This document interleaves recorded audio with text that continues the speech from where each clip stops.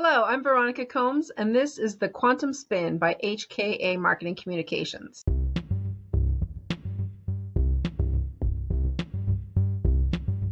I have been a journalist. I have been a strategic manager. I am working for HKA as a account manager, and I get to talk to physicists all day, and it's better than you would think it would be. Our goal with this podcast is to widen the scope a little bit and bring more people into this industry, which has the potential to be very powerful, is full of interesting people, and is global in its reach. Our first guest today on our very first podcast, Mike Kilroy, and he is the Executive Vice President at HKA Marcom. Mike, thanks for joining us. Thank you, Veronica. It's very, very nice to join. And just want to say that I am not one of those quantum physicists that you work with. So I just want to make it clear to the audience that I am not the purely technical person, but we have been at this for a while. So we do have a little bit of the lay of the land. Yes. And it is, like I said, it is our goal to talk to the physicists and then translate their work to everyone else so they can understand what's happening in this industry. So how did you get to this point in your career, Mike? HKA is the only agency that focuses exclusively on quantum, and you're in charge of all that. So tell us how you got here. Yeah, thank you. It's really been serendipitous, kind of amazing how it all worked out. I worked at HKA 20 years ago when Hillary Kay, the founder and CEO, had a thriving tech practice at the time, lots of startups, lots of, VC funded startups and people going public. And so it was really kind of an exciting time around the .com era. I left for quite a while, about 20 years, but I came back 4 years ago to see if she would want me to help revitalize her tech practice. And she graciously said yes. And the amazing part is she kept a blog that we had started way back when called emergingtechpr.com. And she wanted me to restart it. And I said, really? And she'd kept the URL, she kept the site. So, of course, I'm looking for people to talk to locally. And I end up meeting Doug Fink of the Quantum Computing Report for coffee one day. And amazingly, he starts telling me all about quantum. And I'd always had a fascination, enough to I would watch a quantum documentary on PBS or something where it was just kind of fascinating. But, he spun the penny on the table at the local coffee shop here. He actually lives within a mile of our office, by the way, and says, is that heads or tails? And I said, well, it could be both. He goes, right, that's a quantum qubit. That's a qubit. So really? So I understood the implications right away. My dad was actually in mainframe computing. Oh, wow. He actually had an office a half mile from here. So it's all very serendipitous. He worked at Allstate Insurance in the 60s, and he used to take us as kids there. And there would be an infinite, from a kid's point of view, infinite amount of these machines in a very cold room. It was like air conditioned, and one tube blows, the whole thing stops. But so I kind of understood the power of what this could have, what this could be. So you're a true Southern California native, and you've been in technology since the start, at least watched it start, it sounds like. That's true. That's true. I've seen a lot of tech history. I've lived through it, actually. So for 30 years, I've been pretty much doing tech PR exclusively. And it's run the gamut of consumer and B2B and probably more deep tech the last 15 years or so. But it's almost always been emerging tech. And emerging tech could be with a large company like an Epson or a Toshiba, or a lot of times, obviously, it's emerging tech with smaller startups. And I did smart glasses with Epson before actually Google Glass, before they were talking about it. Google Glass was a twinkle in their eye. And then I did the first turn-by-turn driving direction software. No kidding! Wow. In motion, yeah. And it was really fascinating to watch all that happen. And they just spent 2 weeks advertising. Verizon was their sole customer, and Verizon did 2 weeks of advertising, never had to advertise it again. It just took off. So, well, I know lots of people focus on the negative and the potentially scary parts of quantum computing, but you really have a much broader perspective and see it sort of in that scope of technological progress. Can you tell us why it's so compelling to you as an industry?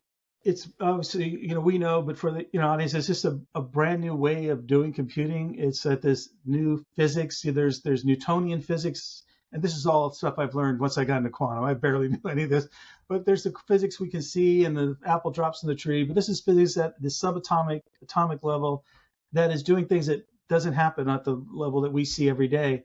And somehow, a long time ago in the early 80s, a scientist, I think it was Richard Feynman, said, we ought to do computers like nature works. We ought to work with quantum, quantum science and quantum mechanics. And so that was the sort of the someone planted the flag in the dirt, and everyone started going after it. And all these researchers over many years have been developing it. And really, quantum computers was their goal. And then 7 or 8 years ago, their first quantum computers were actually made. And so it gives us a whole new way to do computing that's going to be spread across every industry and every part of life, I think. And I'm not the only one saying this, but I really see that it's going to be transformational. And I think a lot of quantum work has started in the banking industry in terms of optimization and getting even, making the portfolio return even 0.5% bigger is certainly promising. But how do you explain your work to your friends? I mean, I don't know any physics. I don't have any physicists on my in my phone. At least I didn't until recently. But your work is really interesting. But it's also maybe kind of be a black box to some folks. Yeah, it's a great question. And, I just keep telling them if they're interested at all. I tell them that it's exponential computing power beyond anyone's wildest imagination. And not for every application, but for so many applications. And nobody really knows what'll happen until it's here. So it's a strange thing where we can guess, and there's a lot of educated guesses. And obviously there's logistics and finance, like you say, and pharma, chemistry. But nobody knows. It's very similar, to the internet. Nobody knew where it was going to go. Nobody knew exactly where transistors were going to go. So it is that inflection point. It is that really a turning point. I'm an Irishman, so I like to extrapolate even more. It's a turning point in human history, to be honest with you. I truly believe it is. And quantum will be with us, humanity, forever. It'll be helping, I think, us for a very long time.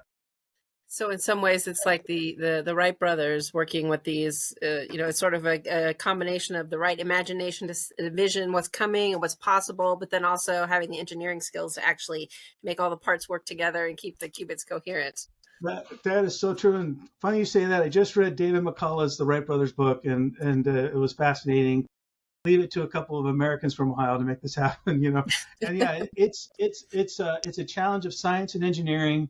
And it's going to take determination. And I think, but also for society and for business, it's also a challenge of vision, imagination, and determination too.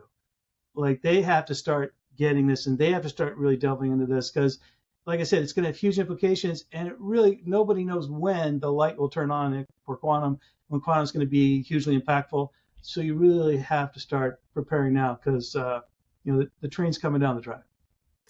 And one thing that's been really interesting to me about the industry is that it's really global. There's really not a single place, right? There's not a Silicon Valley for quantum. There's places in Europe and Asia and the States, and it is a global industry. And there's these hubs that are just full of really smart people.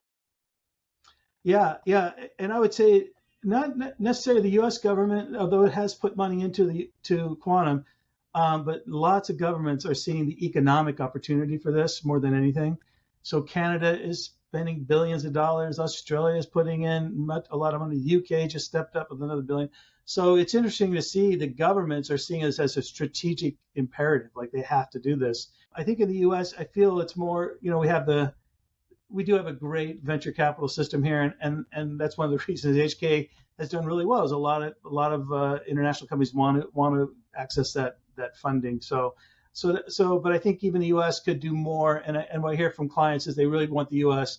to maybe not invest, but at least start to purchase their quantum computers and software or access to them to start doing more explorations and to help keep the industry lifted up and keep the industry on track.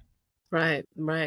So I feel like a lot of the announcements that come out are like, this is a really big milestone, this is another stepping stone. We're almost or a step closer. So it's hard sometimes to know what what is what is significant and what is just, an announcement for, good reasons, but maybe not super compelling in terms of the overall journey to quantum computers scaling. So Yeah. what are you keeping your eyes on in terms of, things that are happening in the industry and promises and roadmaps and all those markers of progress? Yeah, I think the science is developing every day, and the engineering on the products, and so I do watch that. I don't know who's like winning on that. I just have to. But I do love to see all this incredible discoveries, and every day that are happening across labs across the world. So that's always fun to watch. But I think yeah, nobody knows. I think everybody's hoping to see what they're all trying to see is a specific benefit that quantum can give you that a classical computer cannot. And that's what everyone's waiting to see.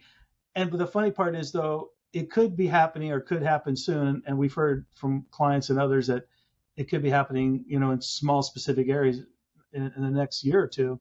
But there also could be a company who has discovered it and is not telling anybody, which is interesting too, because there's no reason to tell your competition I had this tremendous advantage. And yeah, I know it's early days and these computers are clunky, but there's very clever people around the world and there's a lot of money being spent. So that's it. I love that part too about quantum. Nobody quite knows who's going to get there first. Right. Well, and I guess the flip side of that is the hype. I know a lot of scientists are particular about, not overpromising, and certainly everyone wants their company to make money, but, you do want to be specific about what your software or hardware can or can't do. So is there a hype check that you can share with us? Anything that... Very good point. Yeah, and I do think companies were pushing it pretty close to the edge there on saying it's very futuristic. You always have to say it could or even say it will happen, but it's not happening now. And they were treading that line. But I think there was a report that came out that we don't have to discuss in detail, but it was a report that kind of took down one company for various financial reasons for that report to happen. But it kind of caught everybody by like, oh, okay, I really have to watch not overhyping this. And I thought it was a good check, a reality check for the industry. And I feel like my personal impression is if the quantum scientists buy off on what we're saying and believe what we're saying, I have to go along with what their take is, because they built 20 years of research into this and worked very hard, and their careers and their reputations are all on the line. I feel like I have to trust their judgment. And I think that's just looking at some of your work. That's really what you seem to be good at, is cutting that line between, overpromising or talking in such dense language that no one really gets it. So I think that's Right. Talking to scientists seems to be a key to that, getting the real story and getting the word out. Yeah, absolutely. You kind of have to sell the dream in quantum. I mean, you do, because it is futuristic in a sense. But again, no one knows when the future is going to be, tomorrow or today. But so yeah, it is a fine line you have to dance. But I think HKA has done a really good job of doing that. We've been in top tier science and publications like Nature and Scientific American for our clients, but we also cover top tier business, consumer, and consumer tech. So I'd say, we just had a client had a feature story on it in the New York Times. A quantum startup. It wasn't IBM. It wasn't Google. It was a quantum startup. Had a feature story in the New York Times. We've had these startups in Wall Street Journal, Forbes, Fortune, Business Insider, of course, TechCrunch and VentureBeat, where everybody seems to want to be if you're a startup. So yeah, we run the full gamut of media relations, and it goes beyond just SciTech. And again, you do need that context to really pitch it well and really get those placements for our clients. Who should we be following? Who's a person on LinkedIn or Twitter or just a blog maybe that is someone, if I don't know anything about quantum and I want to start, doing my daily reading or at least my weekly reading, who would you recommend for people to follow? As I mentioned before, Doug Fink of the Quantum Computing Report has been instrumental in putting quantum on the map. I believe he was the first media outlet, covering the topic, and his site and his weekly newsletter gives great, not just news, but analysis and context. And obviously there's several other media outlets as well covering quantum as like from the HPC point of view that are doing a solid job. And I would say just on the influencer front, probably Brian Lenihan leads the pack. He runs a Substack and also does a lot on LinkedIn and has written a book with his co-author Kenny Hughes Castleberry. There's a Quantum Pirates by Sergio, who does a great job. And I think some of those folks are independent enough to also walk that line, right? They can see what's important and they're excited about it, but they're certainly not going to promise that quantum computers can solve all our problems tomorrow. So it's a nice balance. In fact, Doug and Kenny Hughes Castleberry and Sergio will be podcast guests coming up in the next several weeks. And then I would say the Oak Ridge National Laboratory has a weekly newsletter that just lists all the news and conferences and various papers that have been submitted. That's just a nice, quick overview of things that are going on in the industry. And we hope that you will follow us as well on Twitter and LinkedIn. We are HKA_PR on Twitter or X if you're choosing to call it that these days. And then, of course, you can find us under HKA Marketing Communications on LinkedIn. So thanks for joining us today. And Mike, thank you for sharing some of your quantum insight with us. And we'll catch you soon. Thank you.